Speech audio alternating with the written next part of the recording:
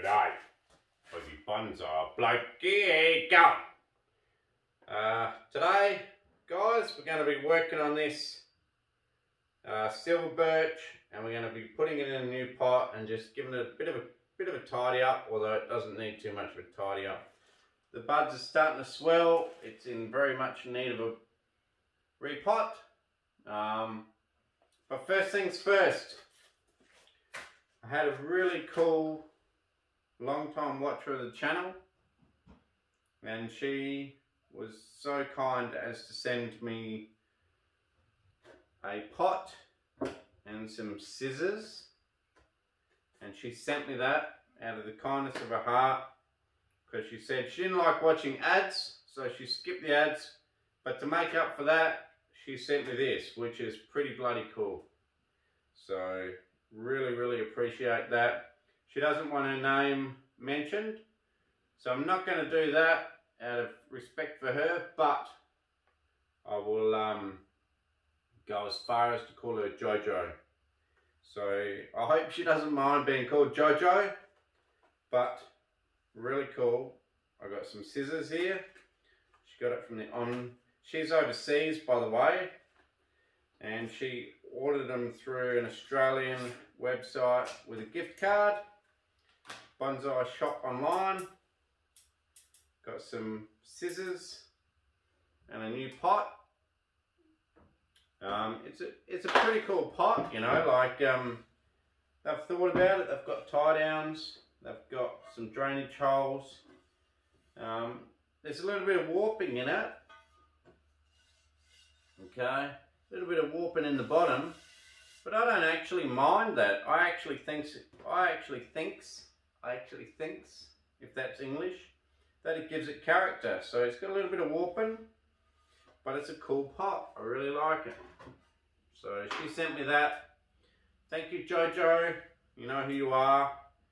I really hope you don't mind being called Jojo, but you know, you didn't want your name mentioned, so Jojo it is for today, and sorry if you don't like that. But anyway, got some cool scissors, some Hanzo scissors, and the pot from the bonsai shop online,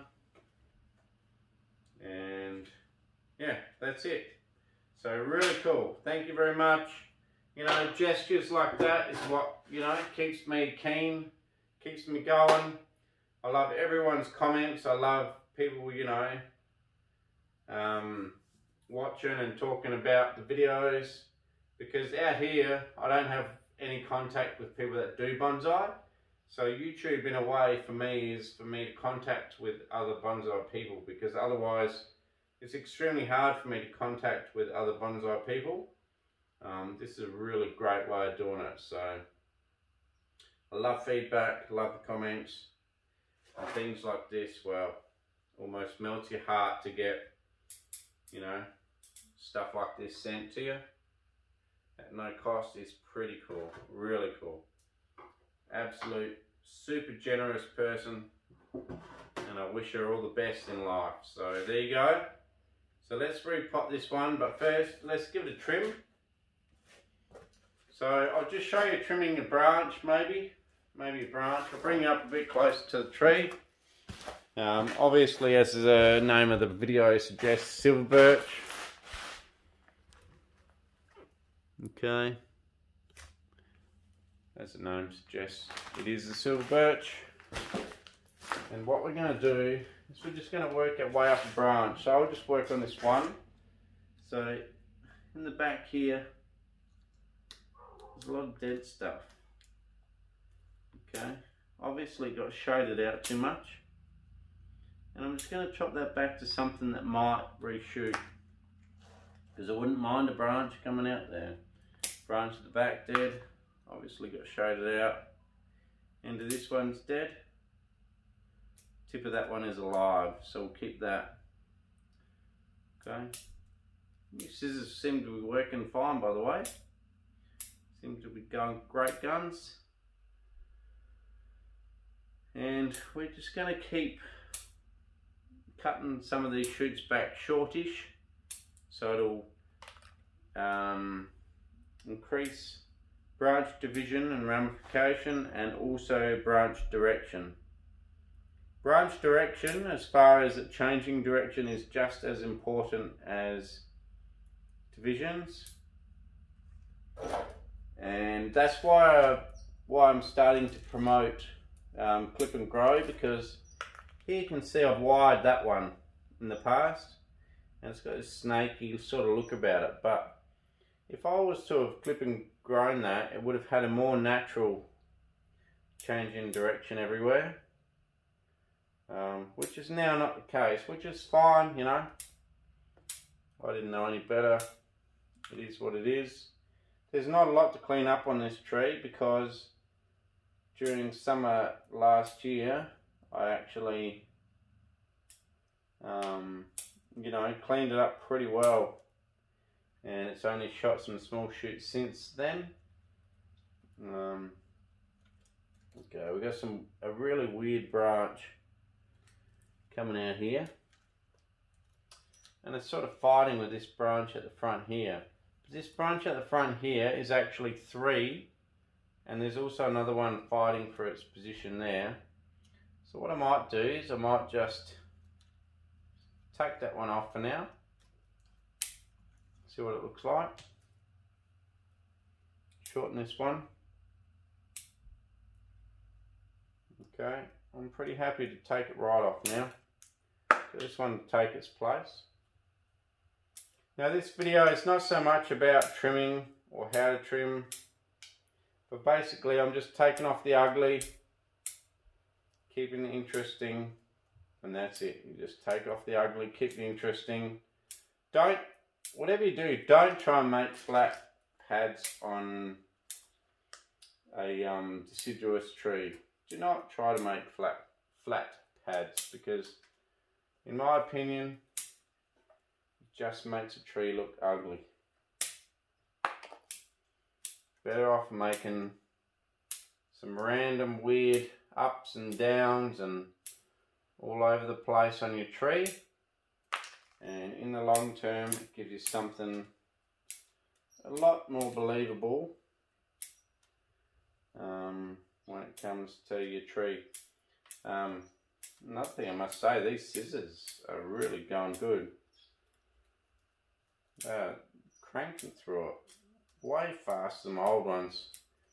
My old ones were bent, and this pin in the middle was making my snips slow and they were jamming up. But these are so sharp and nice and precise. I feel like I've got way more control over these.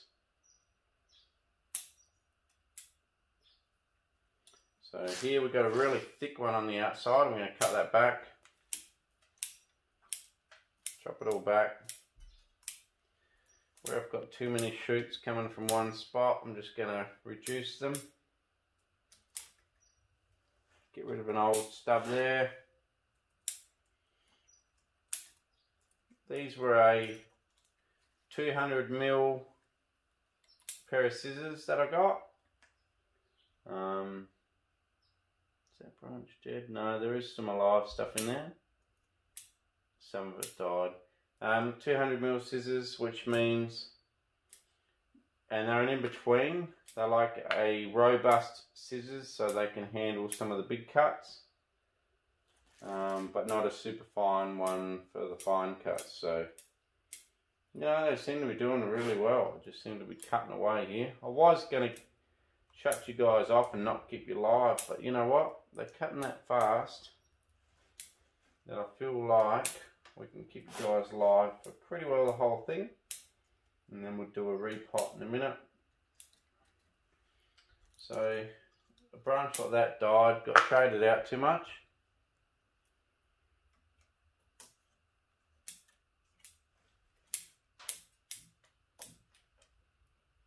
And we're just going to chop it back. So yeah, really cool that someone from overseas sent a gift card to the bonsai shop in Queensland, and just, you know, out of the goodness of her heart did that for me. So Jojo, that is awesome. Absolutely awesome of you. Super excited about that. Okay, so this is a very ugly branch. I'm going to cut it back more and let it shoot out back further. Super ugly branch. Like I say, there's not a lot to cut off this, so I'm not going to spend a lot of time doing this. And then during summer, we're going to take up Walter Poole's method of just hedging wherever you need to. And then, you know, come next winter, I'll cut it back a bit harder. So I've got my scissors here. I've got this massive cut here to do. Whew, did it pretty easy. Whoops. So this is a yeah, silver birch. I'm going to cut this one back here more because that's competing for the canopy, and this one here is the main canopy. So yeah, silver, just a genuine silver birch here. Needing a trim and a repot. What else? People talk about silver birch like there's some weird tree they can't get right. People have a lot of dieback on them. I can't say, I don't know whether it's my climate or what, or how I trim them. Just constant pruning keeps a lot of close ramifications, so I've always got somewhere close to die back to. So it's possible that because I'm always trimming, branch divisions aren't far away, and when it dies back it doesn't go very far, it just goes into the next branch. So that's a possibility. The other possibility is that my climate is actually super conducive to growing these things, where they don't, you know, they've got enough light that they don't drop branches, that type of thing. I couldn't actually tell you why, but I have a lot less trouble growing this than I do quite a few other trees. So if you're in the Australian climate, go for it. Grow these trees without a fear in the world. And I've got a massive hollow in here. See how deep that is? And that doesn't affect it at all. Seems to just relish in the fact that it's getting a hollow trunk. Obviously this moss at the bottom, I've got to clear that off. Whether I do it now, which I probably will when I repot, actually it's coming off pretty easy, or if it's not going to come off easy like it is right here, this moss, basically I got lazy, which is why the moss is even here. But if it's not going to come off easy like this, what you can do is you can spray vinegar on it, which will kill the moss but then leave your bark behind. If I was to scrap this moss off like this and the bark started peeling off with it, then I would stop and I would just put vinegar on it, straight vinegar, straight out of the bottle, and that would kill the moss without interfering with the tree at all. Obviously, just don't soak your soil, okay? Don't go and soak your soil with vinegar, but just put a bit on top, spray bottle or paintbrush, straight vinegar, and it'll get rid of that, no worries at all. So we're pretty well finished cleaning up here. We'll get some more back budding later on. I'm pretty happy with that for now. I can come back and clean it up more later off camera. But basically today is not about cleaning it up. Today is about giving it a repot, putting it in the pot that Jojo sent to me, and also using these scissors. But anyway, pretty happy with that. As you can see, it's a pretty crazy, spooky looking tree. History on the tree, I dug it, I got it as a cutting, put it in the ground at my own old place, and then I dug it out of the ground, I don't know how many years ago now, probably, I mean, I'm guessing, but I'd say 6 or 8 years ago, I dug it back out the ground and put it into this pot, and it hasn't been in another pot since. It's just been styled in this pot for probably 4 years. So, you know, all up, it's probably anywhere from 8 to 10 years old from a little whip and grown in the ground. I must emphasize, guys, if you want to get a bigger tree quick, grow in the ground. I know it's annoying and it's a bit of a cliche, everyone tells you to grow in the ground, but this is proof. Like, this is probably 4 or 5 years in the ground, 4 years out. And you can see what sort of tree you get in 8 years. If you had this in a pot the whole time, unless you're going to grow a mame or a shohin, small, really small tree, it will always be insignificant. But if you put it in the ground for a while, as you can see, I can't even quite get my whole hand around that trunk. And I've got a decently sized hand. If you want to get something decent quick, you might be sitting there scratching your or whatever while you're waiting for the tree to fatten up in the ground, but in the long run it's going to be faster than if you leave it in the pot the whole time. So there you go, bit of advice for you. I'm going to save a lot of this moss because this moss actually looks really good. It's actually really nice moss. So I'm going to save most of this moss, pull out. So I'm just going to scrape around the outside of the tree a bit, clean it off a bit. I'll do it where I'm not going to wreck the moss that I've just laid out. But yeah, this is getting quite soppy wet. It's just a bit too long in this pot that it was in. And it's a good time for repotting. Get in some better soil. It's almost like a clay layer on top. I'm not sure whether the water that I water them with actually almost gives it a clay layer. And then basically I'm just going to scratch around the outside like this, around the whole thing. Actually super tough amount of roots.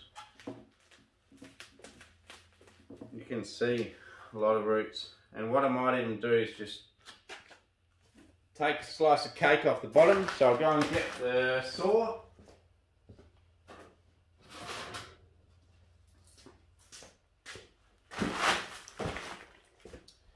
Heap of junk on the ground there, packing and all sorts of stuff. So I'm going to take a slice of cake off the bottom of this tree.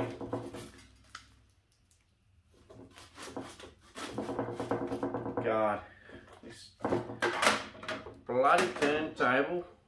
Adrian Appleton, mate, you made them too good. They spin too easy. Alright, let's cut this. I don't know what's going on with it. I'm trying to cut through some shade cloth or what is going on, but it doesn't want to cut too well.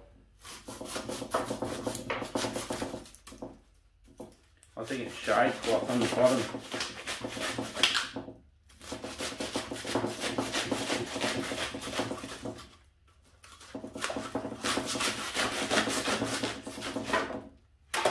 Yeah, it is. Look at that. That's shade cloth. The shade cloth there, which is why it's getting held up.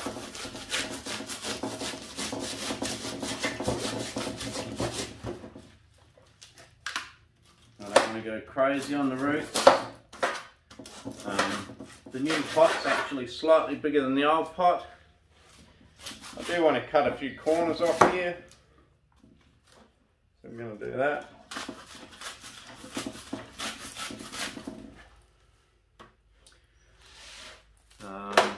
It's also, so I'm cutting a few corners off here, but there's also something else I like to do, especially when something's got so many fat roots like this. Just cut a few V's in where you know there's no good roots. Cut a few good V's in, rip them out.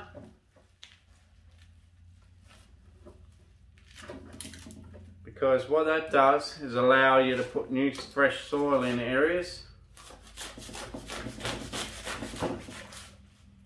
into the heart without having to actually, you know, cut the heart of your tree out. So take a few slices of cake out of it, so to speak, and then you'll allow more area where you can get some new, you know, potting soil into. Because I'm not a big fan of, I'm losing a lot of my moss on the ground, damn it. Because I'm not a big fan of bare rooting a tree like this. Okay, so we've got a few little chunks out. You can see that's almost like clay on top. I'm going to go and wash that off with a hose, high pressure hose. Wash the bottom out a bit and then put it in the pot. So let's do that. And then she should grow a lot better next year. Pick my moss back up off the ground and reuse it when we repot. Cheers. Okay guys, while I was washing it off, I could actually feel a decent amount of good roots under here. So my plan is to dig down and try and expose a lot of that. So we're going to be replacing a lot of the soil, a lot of the roots. I will still leave the heart of it all together, but at the same time it's going to be a lot exposed too. Okay, so here we got quite a fat one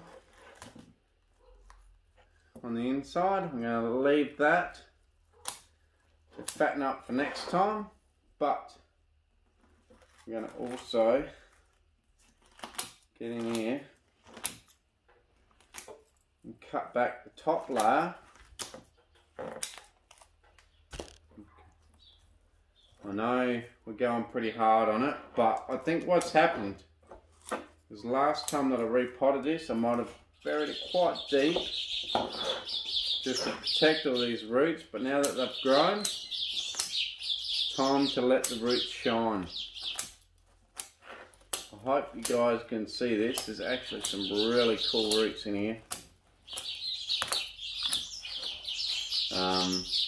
You know, we're starting to get to the point where, you know, are you taking off too many? What's going on, you know? But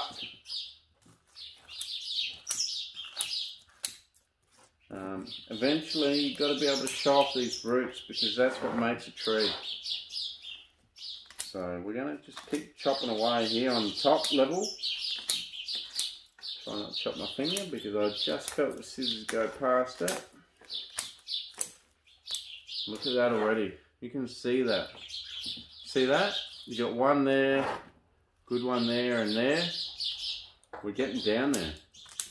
We are getting down to some really cool roots on this tree.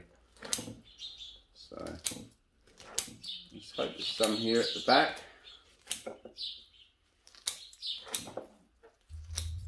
So don't always repot a tree, man a tree without checking out the top, because you know, this one here has some good roots underneath, and if you can feel them and find them, expose them, because it's super cool. Now I don't, maybe it does have one in there. Gonna say, I don't feel like it's got one in there.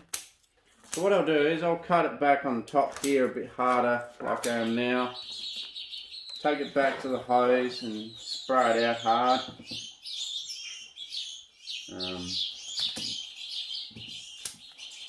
Obviously, because I buried it deep and put moss on it, a lot of roots have grown above the root plane. But at the same time, that has really helped the health and vigor of these roots, so that now we can start to expose them. Really cool. So what I'm going to do now, I'm going to take it back out to the hose. So we've got a whole new root plane now with all this. Look at that, absolutely beautiful. So we've got all these extra roots looking at us. New root plane. So what I'm going to do now is I'm just going to take it out to the hose again and hose it again. I'm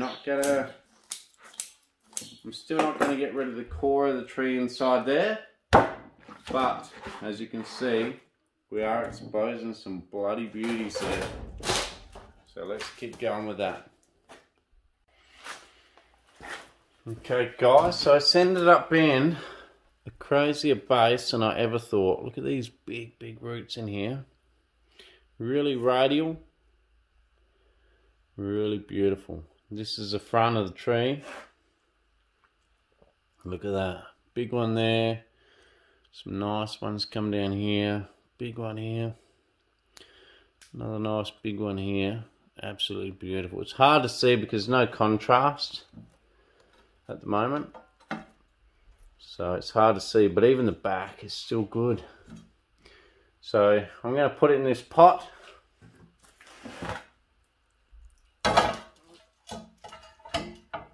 Okay. Actually find the front, put it in this pot, and it should be sweet. Then we'll moss her up. So let's do it.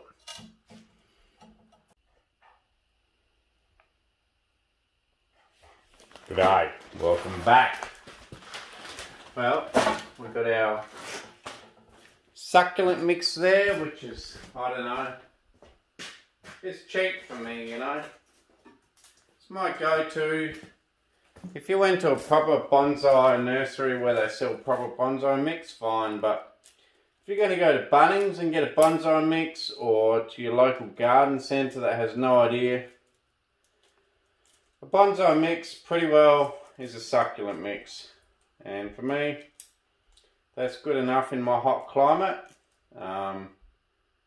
You have to go to a dedicated bonsai place to go and get some proper, you know, dedicated bonsai mix, because I have to say most of them are just like cotton mix. So here we go. I'm just going to put this in the bottom. Put the screens in the bottom, and as you could tell, no wires, no guide wires. Where I put the trees is reasonably protected from wind, and if I have any problems I'll just put some Occy straps around it for a while. So let's see. Look at the roots on that. That is magnificent. That is spagnificent. Okay, so I'm pretty happy with how that's sitting.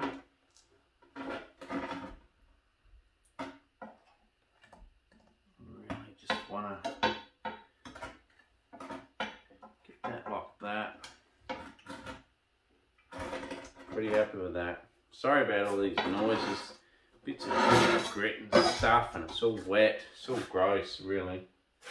And then all I'm going to do, go along the sides, put some more soil in, push it in with my fingers. Okay, that's how I roll. And then I'm going to moss in between the main roots. So I'll do that, and I'll get back to you probably when it's all done. Maybe I'll put you on hyperlapse.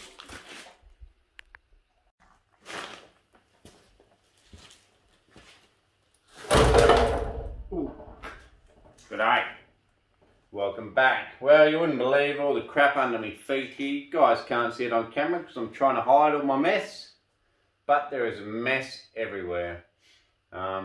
Trimming's done pretty well. Might have some more stuff I've got to clean up later. It's in its new pot, thanks to Jojo. The scissors worked great, so cheers. Anyway, we managed to expose a lot of these good roots which were buried down to here before. So we've managed to expose them. took a lot off, you know. It's probably going to have a slow recovery because it had a fairly hard workings this year. But at the same time, it is deciduous, and deciduous trees seem to do well no matter what, you know. So, see how she goes. Like I said, I don't really have much dial back on this thing. Seems to just keep on powering on. But look at that root base now. Absolutely beautiful. Give you a spin. And cheers for watching Aussie Bonsai Bloke. Please like, share, subscribe. Tell your mates about the channel. And I'll catch you next time. Cheers. Super happy with this tree. Probably 8 or 9 year old tree. I'll just bring in a close up. Show you guys around the base. You'll be able to see some of the roots hopefully.